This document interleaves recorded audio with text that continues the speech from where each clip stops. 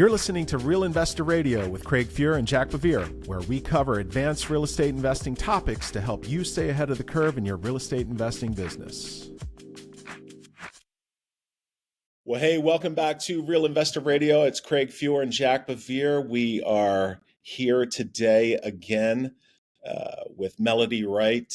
Melody is a longtime veteran of the banking and financial services industry, and we've just spent the entire last episode. If you haven't had a chance to check it out, be sure to check out episode 20 and then come back to this one. But we're having just sort of a lively discussion on where we are right now in the residential, single family and multifamily space. Melody has done a tremendous amount of research really for the past couple years, right, Melody? Yeah. On where the market is. But not only that, she also jumped in her car and went out and traveled to several key markets around the country. And you're also now tracking 70 markets around the country. Is that what you said? 70? Yes, that's correct. All right. So let's just jump back into the discussion here where we left off when the last one was. We talked briefly about sort of this financial shell game that you've seen some of the builders around the country playing. And in terms of contracts, permits, land, and how they're sort of accounting for all of that. Maybe you could jump into that quickly, and then I know Jack has a bunch of questions as well.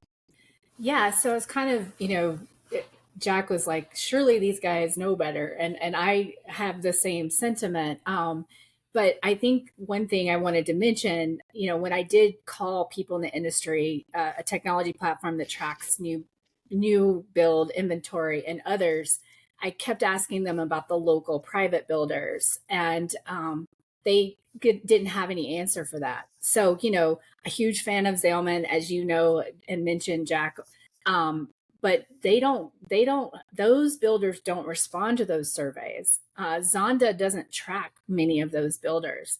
And so I think probably what a lot of the nationals are missing, is that local inventory that's being built up. And because of the delays in permit recording and things like that happened during COVID, as well as we're seeing lawsuits on permits, I think there are probably some more examples than we even know of things being built without the right permits. I think that there was just everybody kind of, and something you said on the last show, Craig, that where are all these people coming from? I think a lot of these cities thought every single California and every single New Yorker was moving to their city, and they built that way. And then you had these narratives of, oh, there's 300 people moving here a day. Well, when was that? Oh, well, that data is 2 years old. It's like, or Florida, everybody's like, everybody's moving to Florida. Okay, go look at the census data. Since World War II, it's the same trend. In fact, the last 3 years are lower than trend. Because everybody's always moving to Florida. I think what's happened is we're in a data dungeon, and all of the things that we have relied on to kind of tell us, and by the way, they didn't work so well last time, right, Craig? I mean, all the things I remember writing out 7, 8, 9, thinking things were going to get better based on what all the housing experts were telling me, based on the data, based on permits. Like, we thought everything was going to get better. That didn't happen. And so I think that so you can look at it. I don't think people are necessarily doing anything intentionally wrong. But if you understand how this all works, like the systems, the technology is not there. You're not chipping every single new home. Somebody's filling out a spreadsheet that then goes up to their manager. Then that goes then up to another manager. Then that goes up to corporate. And so I think that and I've heard this a lot from builders and people in the field, is that a project manager on a builder site knows a heck of a lot more than corporate does. And so I think that as well, people like Zalman, when she goes somewhere like Austin or Phoenix, she gets picked up at the airport. They take her to her meeting. They show her the sites they want to show her, right? She's not getting out and just driving around on her own. And if you drive out in Phoenix, which you probably know, Craig, you can't see anything on the highways. It's just the big walls. And so you got to go behind the wall. You got to go behind the wall. And when you go behind the wall, you're like, holy mother of God, like Round Rock, Texas, is a suburb of Austin where they were going to build a big Amazon facility that got canceled. I've never seen anything like this in my life. You go a block and it'd be another new build, a block, another new build. Then you turn right and it'd be 7 or 8 more sites. All and you would ask the people locally, okay, well, what about this site? Oh, I didn't know that there's another site over there. Yeah, because even people that you drive the same commute every day, right? And you think, oh, that's my neighborhood. That's my one thing. Well, go 5 blocks over and it's the same story, but nobody is seeing that larger story. And it's kind of due to the fact that we look at data. You know, I can tell you right now, Google knows how many people live in Austin, but the federal government doesn't. Why is that? You know, because that's the other thing I really tried to get a sense of population demographic move. I mean, I was tearing through, you know, census trying to figure this out. But what you realize is nobody knows. I mean, like, and everybody has a different view. But go ahead, Craig. No, Or please, Jack, jump in. So, I can see Jack's head. I know, I can tell. let's talk about the demographic side of things, because we do continue to have growing household formation. Immigration's down, so the election could have a lot to do with that idea. But when you have growing household formation, I guess I'm trying to tie two ideas together. Like, you think that they're overbuilding and they're just going to keep overbuilding and get it to a point where where that growing household formation is not going to be able to absorb that inventory because of even despite price point. I guess that's where I'm struggling a little bit, is that like whenever one household moves and, you know, one person sells a house, well, they have to go somewhere, whether it's for sale inventory or for rent inventory. I agree, but my understanding, you know, big caveat there, right, is that we are still forming households at a rate that exceeds a number of houses that are being built. It may be an uncomfortable reshuffling in order to fill those houses, but, you know, when you want to put a ring on it, you know, you're getting out of the basement. And if that means that you're, you know, moving to the exurbs of Phoenix, you know, that's what you got to do. Why isn't household formation going to absorb this, given that given that household formation is higher than permits? Well, so a couple of things. One, I would go, that Harvard study from January is fantastic. It graphically represents how much household formation we actually pulled forward during COVID, and looking at 100%. what that demand is going to be in the future. And it's going to be muted. But I think that what everybody is not talking about are the 15 million vacant homes as well that are going to come. I mean, the uncomfortable thing about our demographics is we're not having babies the way we used to. And we are looking more like Japan every day. Meaning that, you know, we have this massive boomer population that, I mean, it's sad, but unfortunately, you know, they will move on. And, you know, what's happening. So it's all from pure numbers game.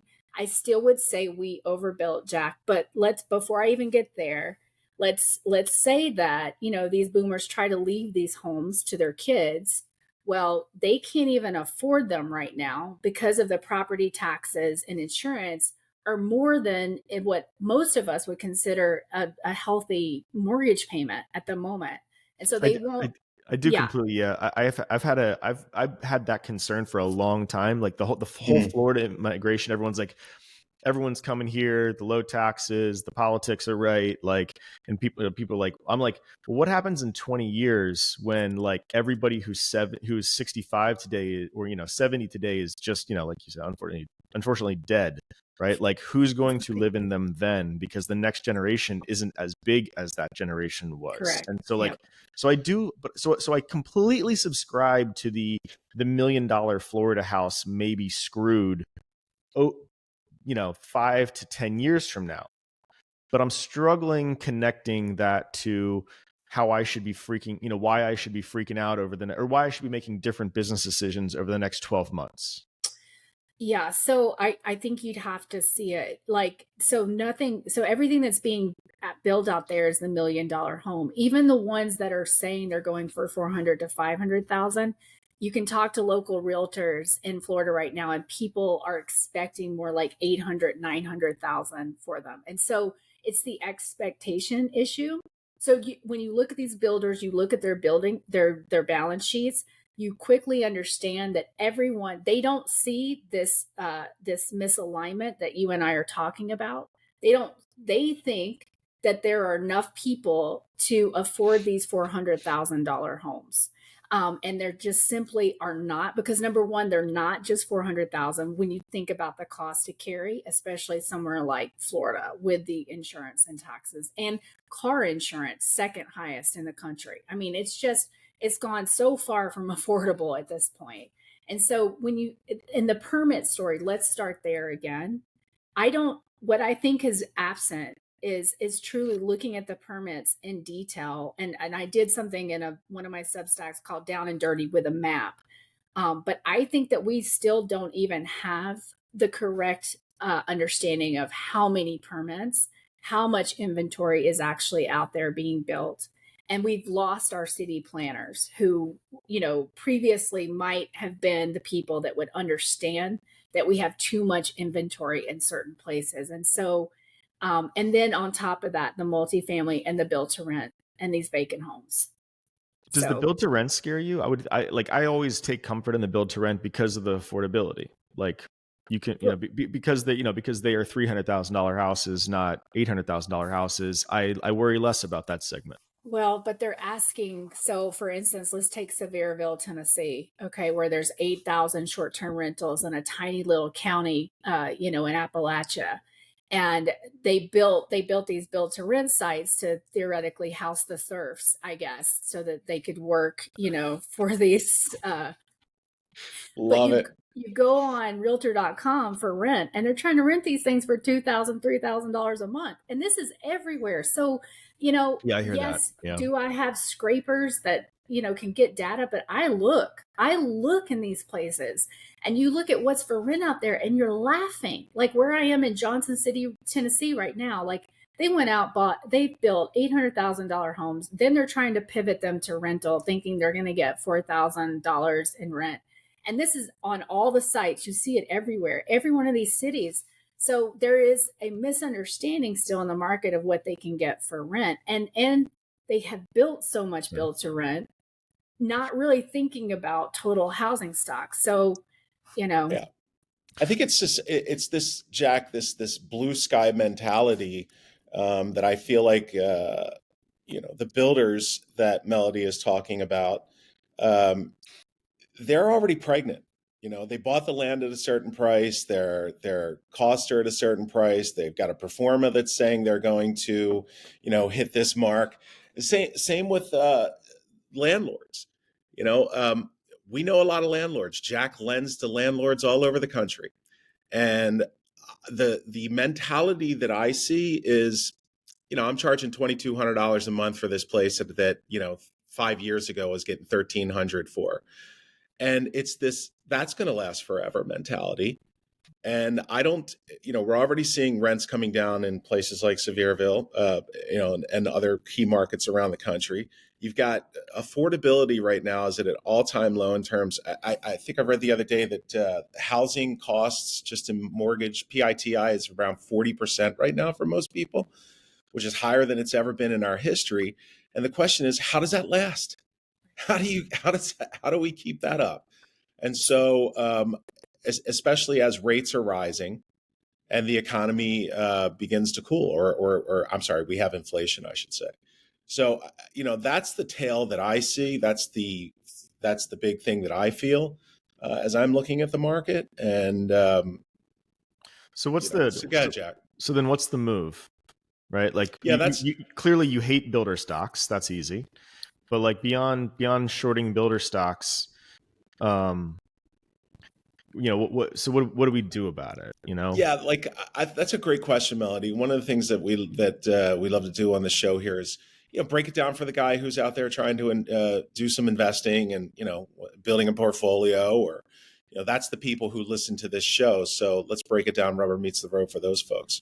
Yeah, no, I think that's one of the plays, right? And to me, the biggest play is understanding where the distress is, because I think that there are certain markets where you could pull the Craig playbook, right? Where you could go out and there's going to be people needing to unload this spec inventory, needing to, and a lot of it, and this is where, okay, I don't know, but I think a lot of the certificates of occupancy aren't being filed because people maybe want to just pay tax on the land because they know that this isn't the market to start listing some of these homes.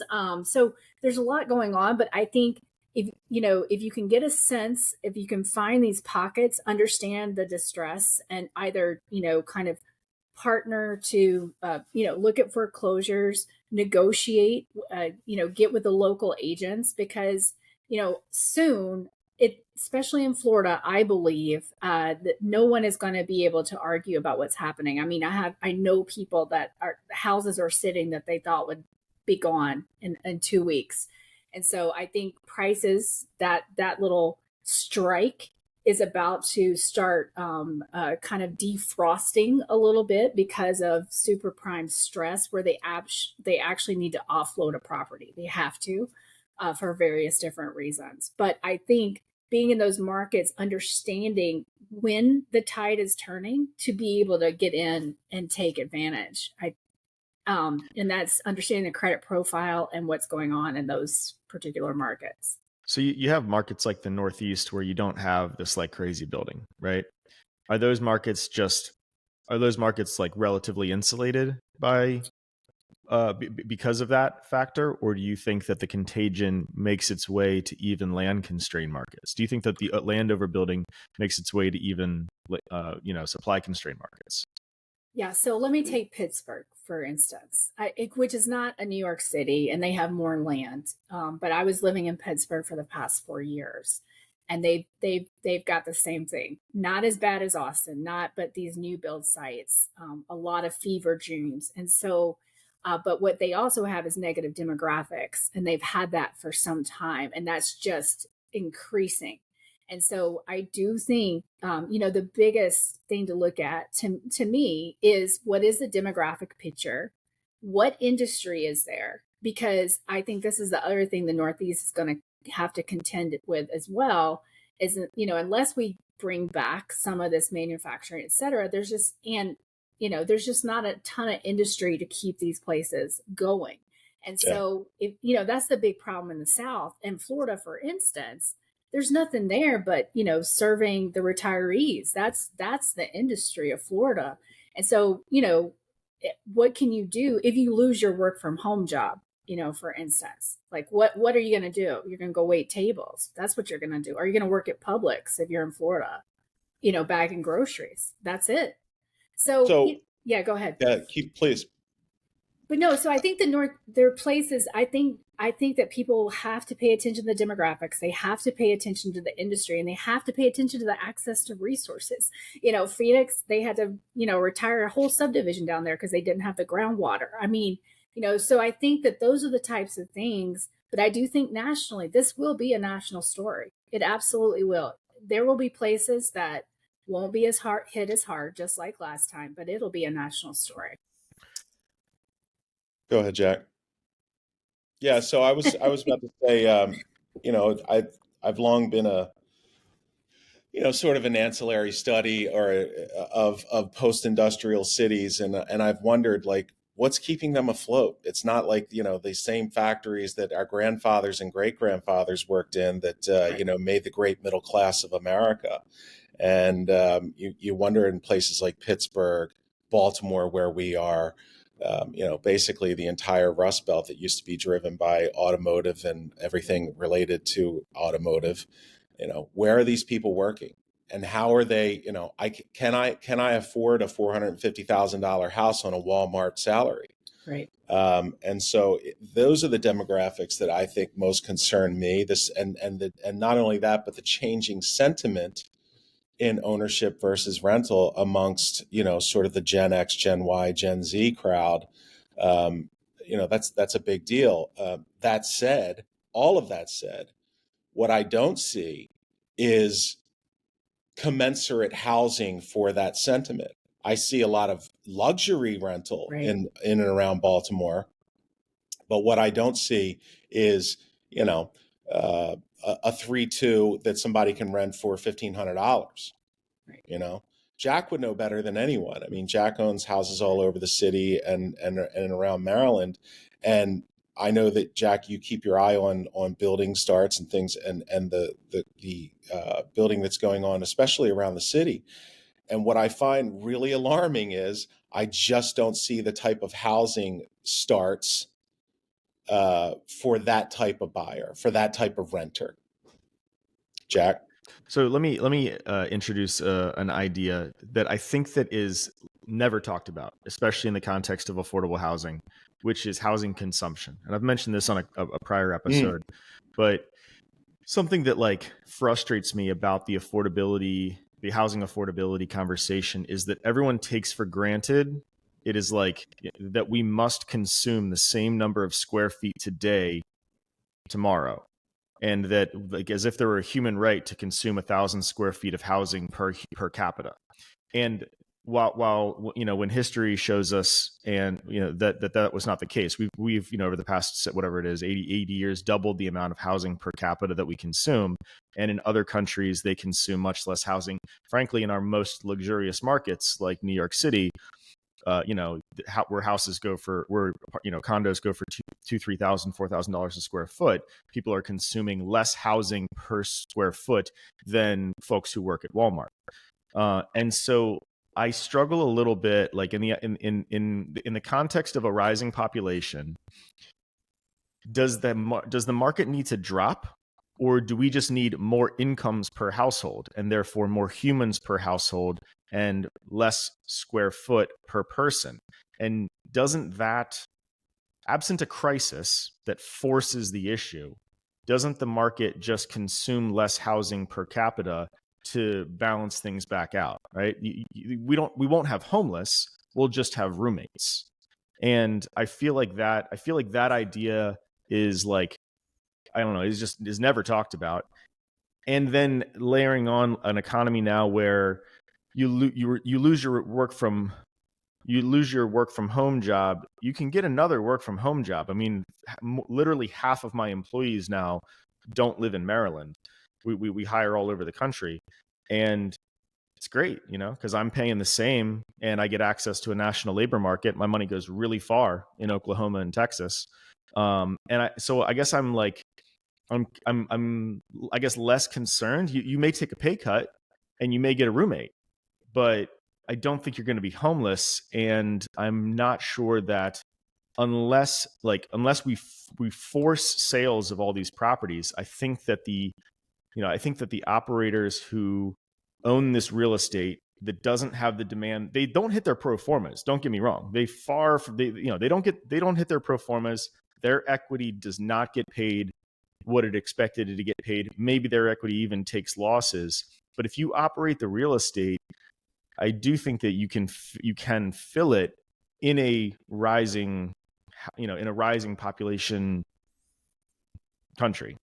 I don't know. I said a lot there, so feel free to pick it apart. Tying that up with a bow, that was the sort of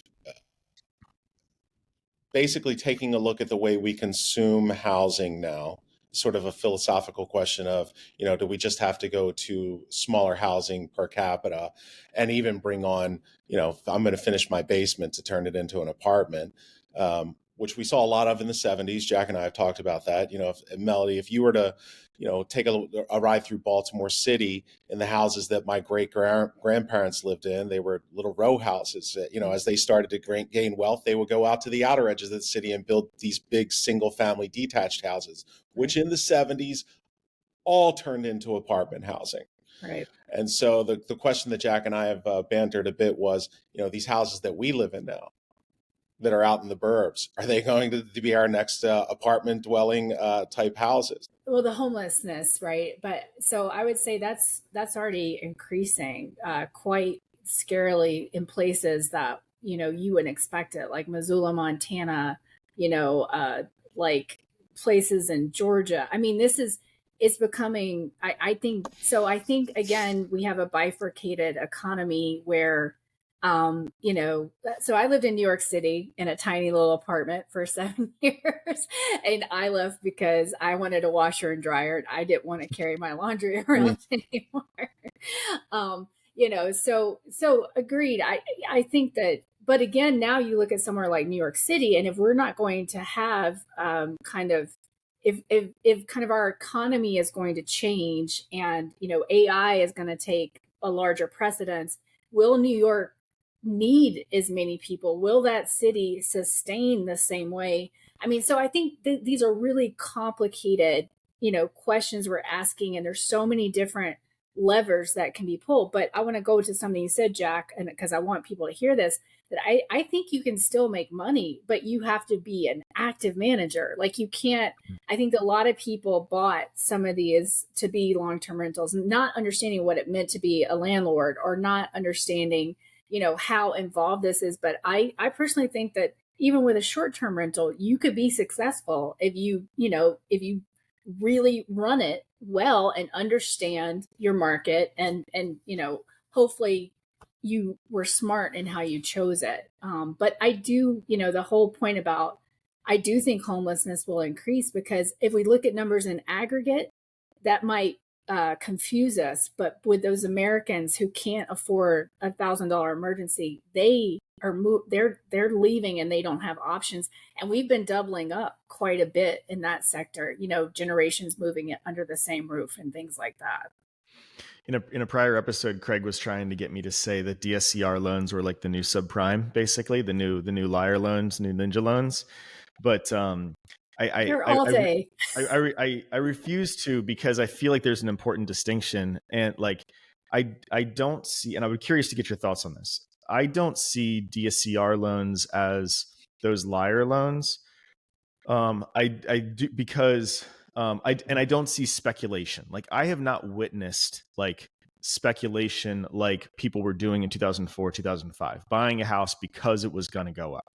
I see easier access to credit and less diligence on operational experience, which concerns me.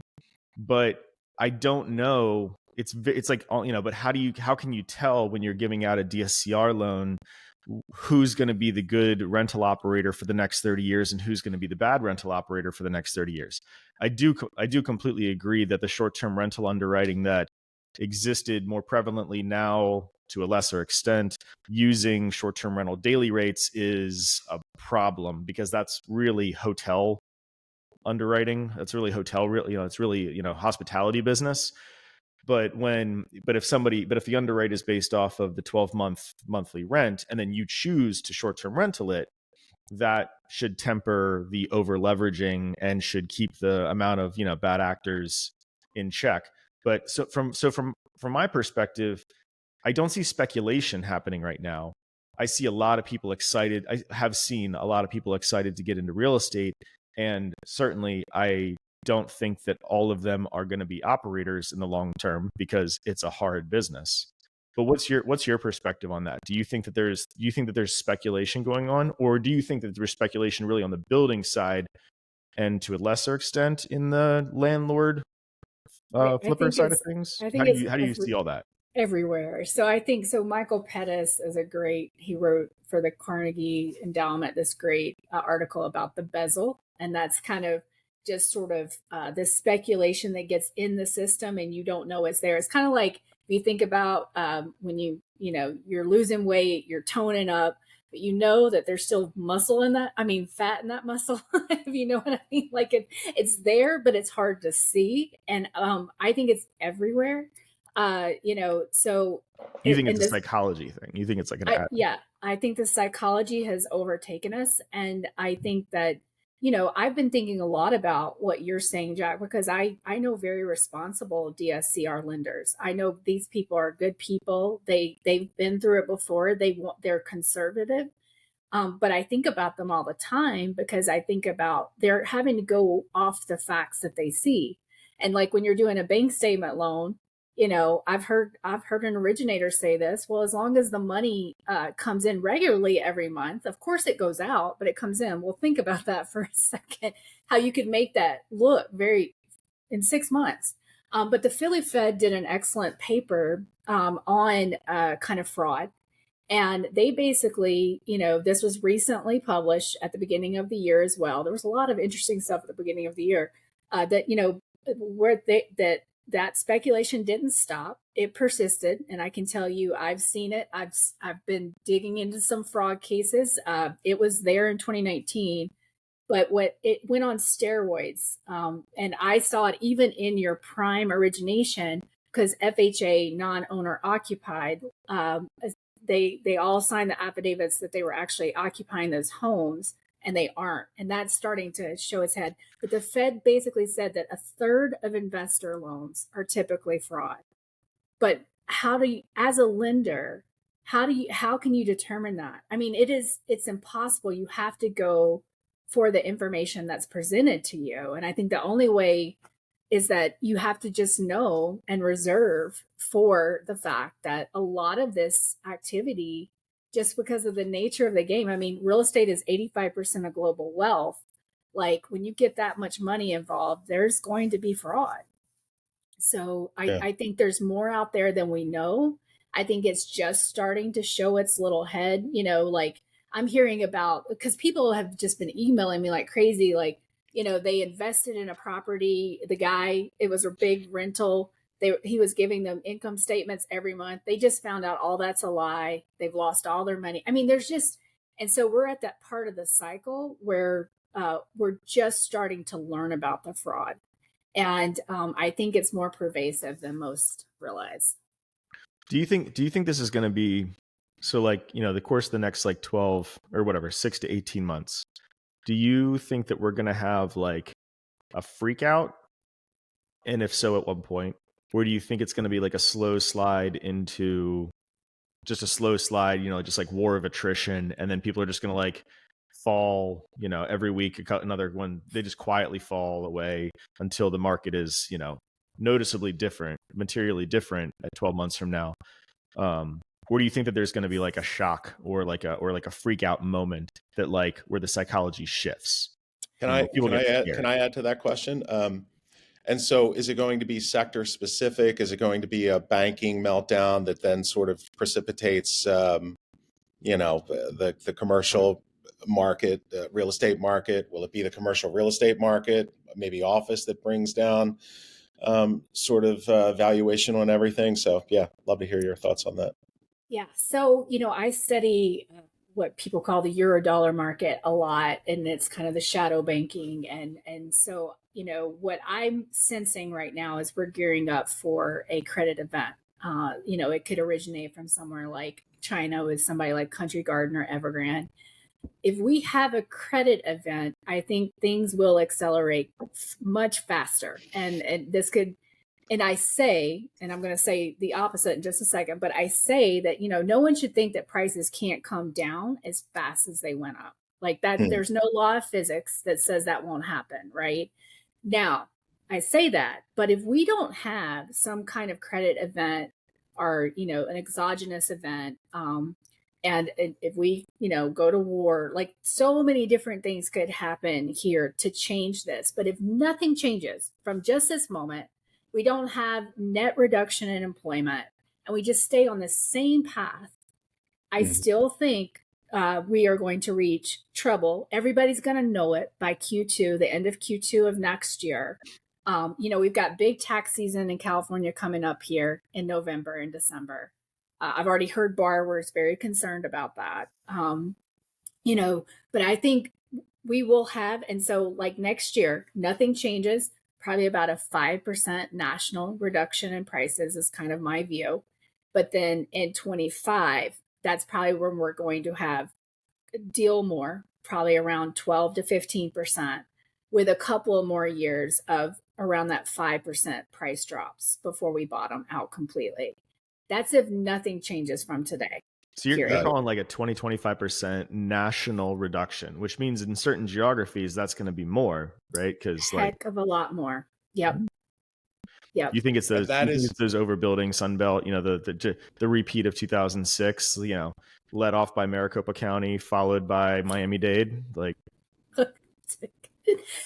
You know, I think, well, I don't know. I think Maricopa, I think Miami-Dade, and then, I think what's this Austin. county? Austin, but what's their county? Is like, I can't remember the name of the county. But anyway, I think those three, they're going to be in a tough competition to see who's going to win here. And, the thing about Texas that I would say is very different from everywhere else, those other two states, is that they are a non-judicial foreclosure market, which you probably know, Jack. And they are, them in Georgia are the fastest in the country. Super Tuesday, right? I think things could get real disorderly there quickly, especially with unpaid property tax. And so, we were talking about where's the opportunity. If it were me, I'd be out scouring every single unpaid tax bill out there in Austin, Texas, and some of these neighborhoods, because you can go negotiate and say, listen, I'll pay your lien. Go, like whatever. So, because I think there actually are investors that desperate right now.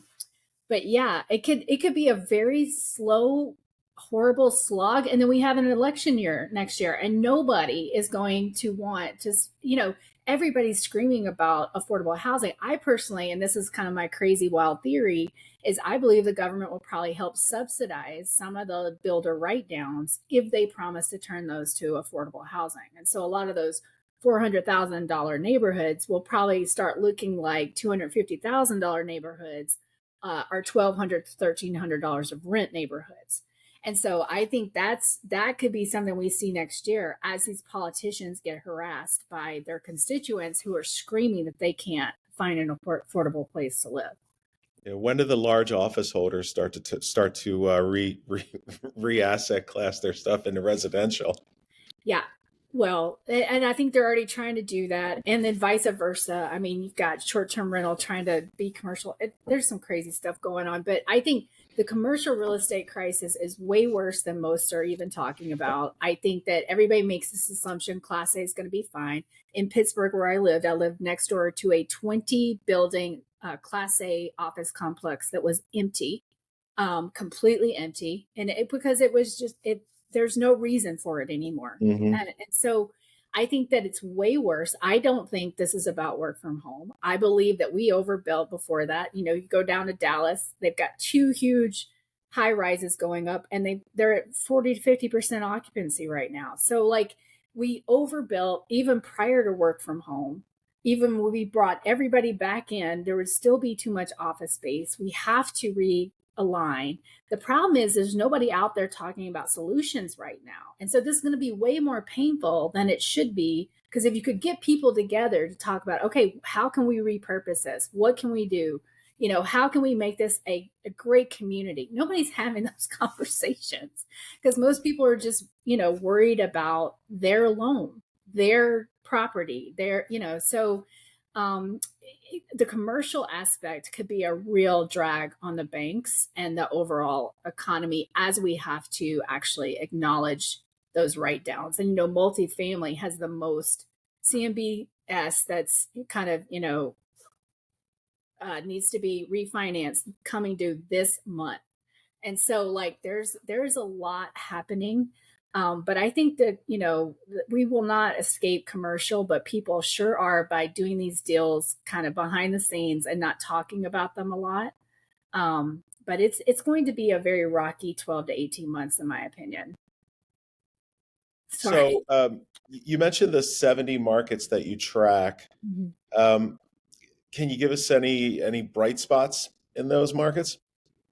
Yeah, the minute I say them, they'll no longer be bright spots, right? Because everybody will move there.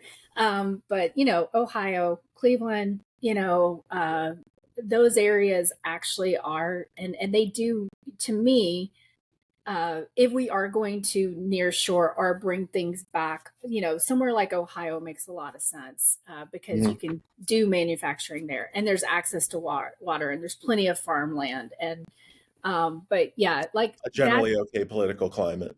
Generally okay, And so I think that's where you're seeing decent, your home prices haven't gone crazy. You're seeing transactions, the median, I think, transaction in Cleveland was around, per Redfin, was around 130,000 or 150,000 last month. Mm-hmm. So it tells you that like there's still a market there, transacting in an affordable type of homes, although those could be flips. I don't know. Because I do know investors have seen Ohio as well. But honestly, where I am in Tennessee, I don't even want to say that out loud either. You've got structural issues here, a lot of poverty, no industry, but you do have affordability. So if you're able to, or can afford and not worried that you need a work from home job, because you would need a work from home job to afford a decent house here, but still the tax situation is much better. Sure. So Jack, anything? No, I'm good. Give me a lot to think about today, Melody. I appreciate it. I'm sorry. But yeah, no, and you guys too, this has been a great, I always love hearing the other side too, and just kind of understanding where I'm missing something. And so this has been a great conversation. Yeah, we really appreciate it, Melody. Why don't you go ahead and tell people where they can find you on your Substack and online? Sure. Okay. So on X, Twitter, I'm M3_Melody, MELODY, M3 Melody Substack, M3_Melody YouTube. And then you can also find me on LinkedIn at Melody Wright, WRIGHT. Yeah, I would encourage everybody, if you want to hear more what Melody is writing about or talking about via YouTube on channels such as this, just search for Melody Wright Housing and you'll find everything. Your Substack stuff is really fantastic, Melody. It just can encourage you enough to just keep up the writing, because I just really enjoy your stuff. Man, if there's anything that we can do to help you out in the future, if we could have you back on the show, that'd be fantastic. Definitely. Yeah. And if you find anybody in your travels who would like to come on our show, please feel free to refer them over. Absolutely. It's been a real pleasure. Thank you for taking the time. Yeah, no, Absolutely. Thank you so much for having me. It's been a great conversation with both of you. So thank you so much. Absolutely. Thank All you. right. Guys, thanks for tuning in. That's Real Investor Radio, episode 21. We'll talk to you again soon.